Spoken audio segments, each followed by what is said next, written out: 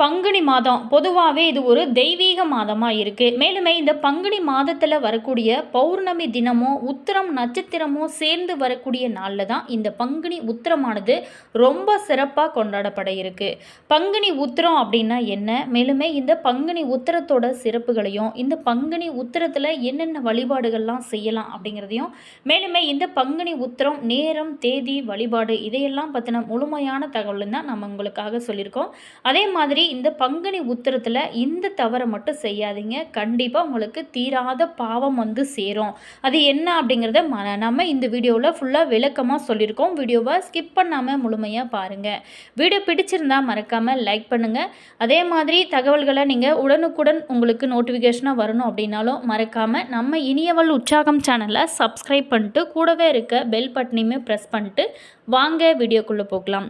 பங்குனி உத்திரம் அப்படிங்கிறது சைவ கடவுளாகிய முருகப்பெருமாருக்குரிய ஒரு சிறப்பு தினமாக விரத தினமாக கொண்டாடப்பட இருக்கு.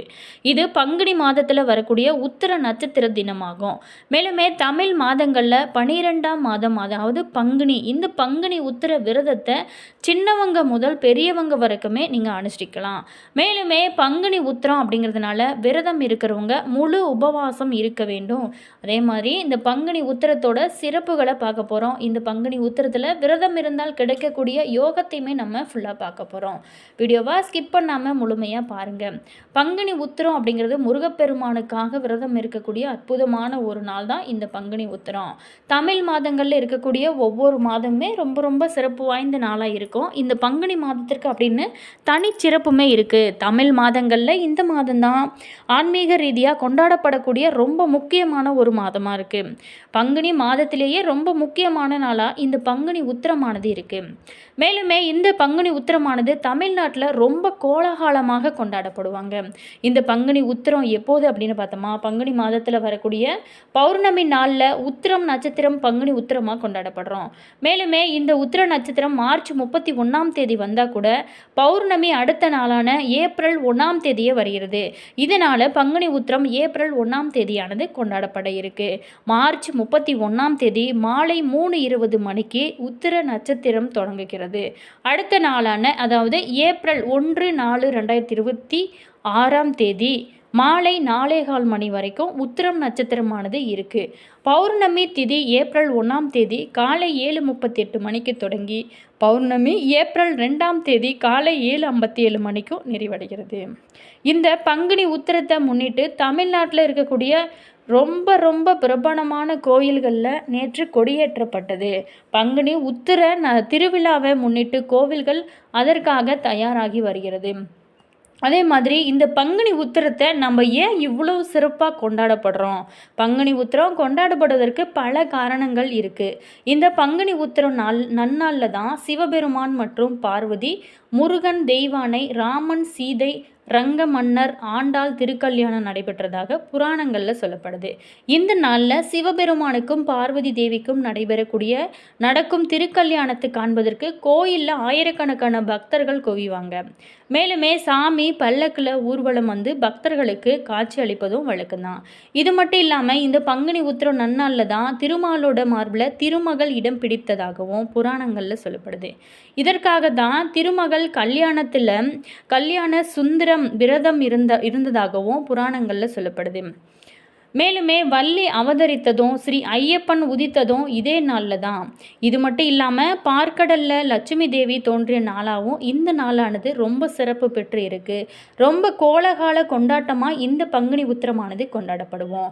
பங்குனி உத்திரம் நன்னாள் முருகப்பெருமான் ஆலயங்களில் ரொம்ப சிறப்பாக கொண்டாடப்பட்டு வரும். இந்த நன்னாளில் முருகப்பெருமானுக்கு பால் காவடி எடுக்கிறது, அழகு குத்தியும் பல பேருமே தங்களோட வேண்டுதல்களை நிறைவேற்றுவாங்க. திருப்பரங்குன்றம், திருச்செந்தூர், பழனி, சுவாமிமலை, திருத்தணி மற்றும் பழமுதிர்ச்சோலை ஆகிய அறுபடை கோவில்களில் பக்தர்கள் கூட்டமானது அலைமோதி கொண்டிருக்கும். அதே மாதிரி இந்த கோவில்கள் மட்டும் இல்லாமல் தமிழ்நாட்டில் இருக்கக்கூடிய அனைத்து கோவில்கள்லையுமே பக்தர்கள் கூட்டம் அதிக அளவு காணப்படும். மலேசியா, சிங்கப்பூர் போன்ற நாடுகளில் இருக்கக்கூடிய கோவில்லையுமே இந்த பங்குனி உத்திரமானது ரொம்ப சிறப்பாக கொண்டாடப்படுவாங்க. ஐயப்பன் அவதரித்த நாளாக கருதப்படுவதனால சபரிமலை ஐயப்பன் கோவில்லையுமே பக்தர்கள் குவிவாங்க. இதனால் முக்கியமான கோவில்களுக்கு சிறப்பு பேருந்துகளும் இயக்கப்பட இருக்கு. மேலுமே இந்த ஆலயம் நம்ம இந்த வழிபாடுகள் செய்வதனால நமக்கு என்னென்ன பயன்கள் கிடைக்கும், இதில் எப்படி வழிபாடுகள்லாம் செய்யலாம் அப்படிங்கிறது பார்க்க போகிறோம். இந்த பங்குனி மாதத்தில் வரக்கூடிய ரொம்ப முக்கியமான சிறப்புக்குரிய நாள் தான் இந்த பங்குனி உத்திரம் உற்சவம். இந்த நாளில் அனைத்து முருகன் கோவில்களும் சிறப்பு வழிபாடுகள், பூஜைகள், திருக்கல்யாண வைபவங்கள் ரொம்ப சிறப்பாக நடைபெறும். ஒவ்வொரு மாதமும் வரக்கூடிய பௌர்ணமி தினமும் முருகப்பெருமான் மற்றும் சிவபெருமானுடன் தொடர்புடைய வழிபாட்டு நாளாக இருக்குது. ஆனால் கூட இந்த பங்குனி மாத பௌர்ணமிக்கான பங்குனி உத்திர தினம் முருகப்பெருமானோட அனைத்து தெய்வங்களையும் வழிபடுவதற்கு ஏற்ற ஒரு நாளாக இந்த நாளானது இருக்குது. மேலுமே இந்த இந்துக்களின் ரொம்ப முக்கியமான வழிபாட்டு நாட்களில் ஒன்று தான் இந்த பங்குனி உத்திரம். மேலுமே இந்த நாளில் ரொம்ப வழிபாட்டு நாளாகவும் விரத நாளாகவும் இருக்குது. முருகப்பெருமான் இந்திரனின் மகனான தெய்வானியை திருமணம் செய்து கொண்டது இந்த நாளில் தான் அப்படின்னு புராணங்களுமே சொல்லப்படுது. முருகப்பெருமான் மட்டும் இல்லாமல் நிறைய தெய்வங்களோட திருமண நாளான இந்த பங்குனி உத்திரமானது சொல்லப்படுது. இந்த நாளில் நாமளுமே விரதம் இருந்து வழிபட்டோம் அப்படின்னா திருமண வரம் கிடைக்கும். அப்படிங்கிறதுனால தான் இந்த பங்குனி உத்திர விரதத்திற்கு கல்யாண விரதம் அப்படிங்கிற ஒரு சிறப்பான பெயருமே இருக்குது. இந்த நாளில் முருகப்பெருமானோட அறுபடை வீடுகள்லையுமே காவடி எடுக்கிறது, பால்குடம் எடுக்கிறது, மேலுமே பக்தர்கள் நேர்த்திக்கடன் நிறைவேற்றுவாங்க. இந்த நாளில் விரதம் இருந்து வழிபட்டாலே திருமண வாழ்க்கையில் இருக்கக்கூடிய தடைகள் அனைத்துமே நீங்கி நல்ல வாழ்க்கை துணையானது அமையும் அப்படிங்கிறது காலங்காலமாகவே இருந்துட்டு வர ஒரு விஷயம். மேலுமே இந்த பங்குனி உத்திர கொண்டாட்ட காரணம் என்ன அப்படின்னா, இந்த பங்குனி உத்திர அன்னைக்கு சிறப்பு பூஜைகள், விரதம், வழிபாடுகள் செய்வதனால செல்வ வளம், ஒற்றுமை, திருமண வாழ்க்கையில் விருப்பங்கள் அனைத்துமே நிறைவேறும் அப்படிங்கிறது காலங்காலமாகவே இருந்துட்டு வர ஒரு நம்பிக்கை. முருகப்பெருமானின் அருளானது நமக்கு அன்றைய நாளில் விரதம் இருந்தாலே கிடைக்கும். அதனால தான் இந்த நாளில் வேண்டுதல் நிறைவேற பல பேருமே மொட்டையடித்தும் காவடி ஏந்தியும் முருகப்பெருமானுக்கு நேர்த்திக்கடன் நிறைவேற்றுவதை வழக்கமாக வச்சிருக்காங்க. இந்த பங்குனி உத்திரம் அன்னைக்கு திருமணம், சொத்துக்கள் வாங்கிறது, வீடு கிரகப்பிரவேசம் செய்கிறது போன்ற சுப நிகழ்ச்சிகளை நடத்துவதும் வழக்கமாகவே இருக்கும். தமிழகம் மட்டும் இல்லாமல் கேரளா, கர்நாடகா, ஆந்திரா போன்ற மாநிலங்களிலும் திருமணம் வரம் வேண்டி பங்குனி உத்திர நாளில் பல பேருமே விரதம் இருப்பது வழக்கமாகவே இருக்குது. மேலுமே திருமணம் ஆகாத ஆண்களாக இருந்தாலும் சரி, பெண்களாக இருந்தாலும் சரிங்க, திருமணமான தம்பதிகளுமே இந்த நாளில் சிறப்பு பூஜைகள் செஞ்சு தங்களோட வாழ்க்கையை சிறப்பாக அமைய வேண்டும் அப்படின்னு சொல்லி வழிபடுவாங்க. இது தெய்வத்திற்கும் மனிதர்களுக்கும் இடையே ஆன்மீக பந்தத்தை உருவாக்கக்கூடிய ஒரு நாளாக இந்த நாளானது இருக்குது. பல தெய்வங்களுக்கும் திருமணம் நடைபெற்ற நாளாக இருந்தால் கூட இந்த பங்குனி உத்திரம் முருகப்பெருமானுக்குரிய நாளாக இருக்குது. காரணம் என்ன அப்படின்னா, முருகப்பெருமானுக்குள்ள அனைத்து தெய்வங்களும் அடக்கம் என சாஸ்திரங்கள் சொல்லுது. அதனால தான் இது முருகப்பெருமானுக்குரிய வழிபாட்டு நாளாகவே கருதப்படுது. பங்குனி உத்திரத்தன்னைக்கு நம்ம முக்கியமாக செய்ய வேண்டியதை பார்க்க போகிறோம். பங்குனி உத்திரன்னைக்கு முருகப்பெருமானிடம் வேண்டிய வரங்கள் கிடைக்க நெய் தீபம் ஏற்றி வைப்பது ரொம்ப முக்கியம். விரதம் இருந்து பஞ்சாமிர்த அபிஷேகம், பால் அபிஷேகம் செஞ்சு ஓம் சரவண பவாய நமக அப்படிங்கிற மந்திரத்தை நீங்கள் உச்சரித்தும் வழிபடலாம். மேலுமே நாள் முழுவதுமே உபவாசமாக விரதம் இருக்க முடியாதவங்க முருகப்பெருமானோட படத்திற்கு முன்னாடி அமர்ந்து மனதார நீங்கள் ஓம் சரவண பவ அப்படிங்கிற மந்திரத்தை எத்தனை முறை உங்களால் சொல்ல முடியுமோ அந்த மாதிரி நீங்கள் சொல்லி உச்சரித்து வழிபடலாம். அல்லது 108 முறையாவது நீங்கள் உச்சரித்து வழிபடலாம். முருகப்பெருமானின் 108 சத நாமாவளிகளை சொல்லி நீங்கள் அர்ச்சனை செய்துவதோ, சர்க்கரை பொங்கல், பாயாசம், பழங்கள், பஞ்சாமிர்தம், வெற்றிலை பாக்கு, தேங்காய் இது எல்லாத்தையுமே நைவேத்தியமாக படைத்து வழிபடுவதும் உங்களோட வாழ்க்கையில் மிகப்பெரிய மாற்றத்தை அன்றைய நாளில் நீங்கள் செய்யும்போது கண்டிப்பாக உங்களுடைய வாழ்க்கை ரொம்ப சிறப்பாக இருக்கும். அதே மாதிரி பங்குனி உத்திரம் அப்படிங்கிறது தமிழ் மக்களோட வாழ்க்கையில் மிக முக்கியம் வாய்ந்த ஒரு திருநாளாக இருக்குது. இந்த நாள் காதல், திருமணம், தெய்வீக மகிமை இது எல்லாத்தையுமே குறிக்கும். பங்குனி மாதத்தில் வரக்கூடிய உத்திர நட்சத்திரத்தில் கொண்டாடப்படக்கூடிய இந்த திருநாள் பல்வேறு தெய்வ திருமணத்தோட தொடர்புடையதாக புராணங்கள் இருக்குது. மேலுமே இதனோட சிறப்புகள் ஆன்மீக ரீதியிலும் பண்டிகை ரீதியிலும் குறிப்பிடத்தக்க ஒரு விஷயமா இருக்குது. மேலுமே பங்குனி மாதத்தில் வரக்கூடிய இந்த அற்புதமான நாளை மிஸ் பண்ணிடாதீங்க. பங்குனி மாதம் உத்திர நட்சத்திரமானது ரொம்ப அற்புதம் வாய்ந்த ஒரு விரதமாக இருக்குது. இந்த நாளில் விரதம் இருந்தாலே தீராத பிரச்சனைகள் அனைத்துமே தீரும். அது மட்டும் இல்லாமல் திருமகள் கல்யாண சுந்தர விரதம் இருந்து திருமாலோட மார்பில் இடம் பிடித்த நாளும் இந்த நாள் தான். கலைமகளும் பிரம்மாவின் நர்வில் இந்த நாளில் தான் அமர்ந்தாள். மேலவே பார்க்கவ மகரிஷியின் மகளாக மகாலட்சுமி பார்க்கவி அப்படிங்கிற பெயரில் பூமியில் பிறந்த நாளும் இந்த பங்குனி உத்திர நாளில் தான். உத்திர நட்சத்திரத்தில் கூடியிருக்கக்கூடிய சந்திர பகவான் இந்த நாளில் கலையுடன் கன்னி ராசியிலிருந்து களங்கமின்றி காட்சி தருவான். இந்த சமயத்தில் சந்திரனை வணங்குவதனால குடும்பத்தில் ஏற்படக்கூடிய சங்கடங்கள் அனைத்துமே நீங்கும், மகிழ்ச்சியுமே பெருகும். மேலுமே அதே போல தான் வள்ளி பிராட்டி அவதரித்ததும் தர்ம சாஸ்தாவான ஸ்ரீ ஐயப்பன் உதித்ததும் இந்த அற்புதம் நிறைந்த நாளில் தான். மேலுமே இந்த நாளில் நம்ம விரதம் எப்படி சரியான முறையில் இருக்கிற முறையை பற்றி பார்க்க போகிறோம்.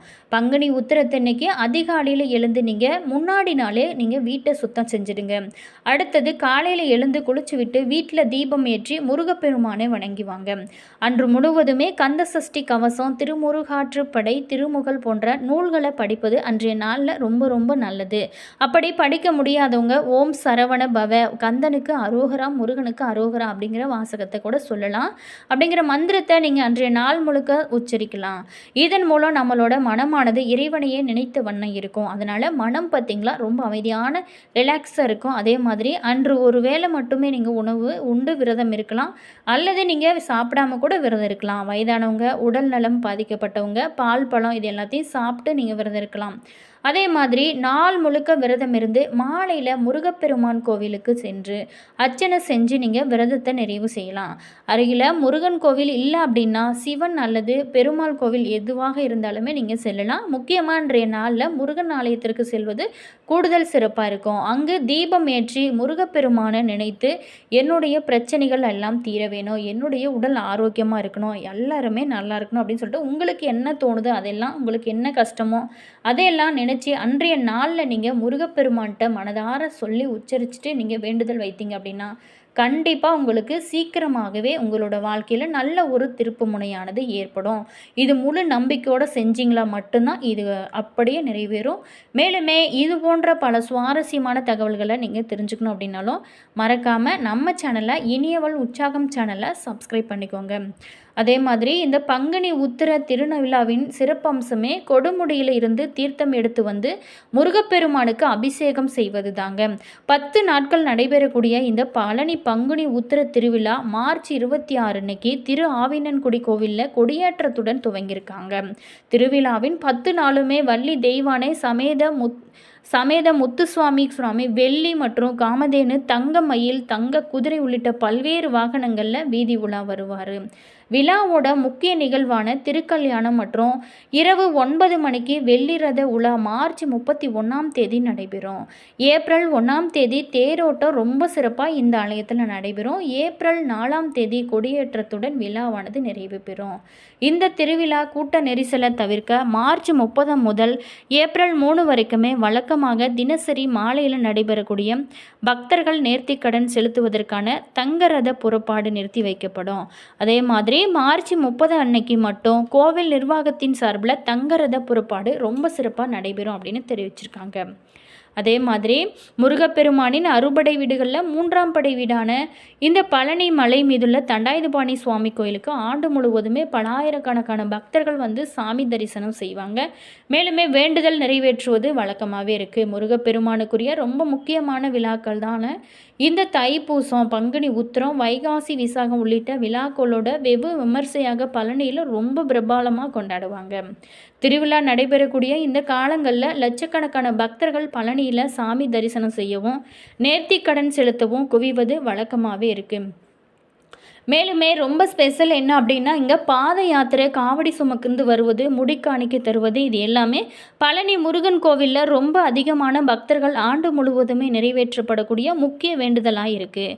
பழனியில் லட்சக்கணக்கான பக்தர்கள் கூடுவதனால திருவிழா காலங்களில் பக்தர்களோட பாதுகாப்பு மற்றும் சிரமமில்லாமல் பக்தர்கள் சாமி தரிசனம் செய்வதற்கும் ஏற்ற வகையில் சில முக்கிய மாற்றங்களை கோவில் நிர்வாகமானது ஏற்பாடுமே செஞ்சுருக்காங்க. மேலுமே இது இப்போ பார்த்திங்களா இந்த பங்குனி உத்திர திருவிழா நெருங்குவதாலும் கோவில் நிர்வாகம் சில முக்கிய அறிவிப்புகளையுமே வெளியிட்டிருக்காங்க. மேலுமே இந்த ஆலயத்துக்கு சென்று வந்தீங்க அப்படின்னா நிச்சயமாக உங்களுடைய தலையெழுத்தே மாற்றம். இந்த பழனியில் இருக்கக்கூடிய முருகப்பெருமானுக்கு நிறைய சக்திகள் இருக்குது. மேலுமே அன்றைய நாளில் நீங்கள் அறுபடை வீடுகளில் எந்த ஆலயத்திற்கு சென்றாலுமே உங்களுக்கு கோடான கோடி நன்றிகள் கிடைக்கும். அதே மாதிரி ஆசையும் கிடைக்கும். வீடியோ என்ன நேயர்களே, இந்த வீடியோவில் இந்த பங்குனி உத்திரத்தோட சிறப்புகளையும் இந்த நாளில் நம்ம என்னெல்லாம் செய்யலாம், எப்படி விரதம் இருக்கலாம், இந்த நாளோட முக்கியமான சிறப்புகள் என்ன, இதையெல்லாம் தொடர்ந்து பார்த்தோம். இந்த வீடியோ உங்களுக்கு பிடிச்சிருக்கும் அப்படின்னு நினைக்கிறேன். வீடியோ பிடிச்சிருந்தா மறக்காமல் லைக் பண்ணிக்கோங்க. இது போன்ற பல சுவாரஸ்யமான தகவல்களை நீங்கள் தெரிஞ்சுக்கணும் அப்படின்னாலும் மறக்காமல் இனியவள் உற்சாகம் சேனலை சப்ஸ்கிரைப் பண்ணிட்டு கூடவே இருக்க பெல் பட்டனையுமே ப்ரெஸ் பண்ணிக்கோங்க. அப்போ தான் நாங்கள் போடுற ஒவ்வொரு வீடியோஸுமே உடனுக்குடன் நோட்டிஃபிகேஷனை வரும். அதே மாதிரி உங்களோட கருத்து என்ன அப்படிங்கிறத மறக்காமல் கமெண்ட்ஸில் சொல்லுங்கள். உங்களுக்கு முருகப்பெருமான் பிடிக்கும் அப்படின்னா கந்தனுக்கு அரோகரா, முருகனுக்கு அரோகரா அப்படிங்கிற வாசகத்தை மறக்காமல் கமெண்ட்ஸில் சொல்லுங்கள். அதே மாதிரி இந்த பங்குனி உத்திர திருநாள் இன்னைக்கு நீங்கள் எந்த முருகன் ஆலயத்திற்கு போகிறீங்க அப்படிங்கிறத மறக்காமல் கமெண்ட் பாக்ஸ் செக்ஷனில் எங்கள் கூட ஷேர் பண்ணிக்கோங்க. தேங்க்யூ.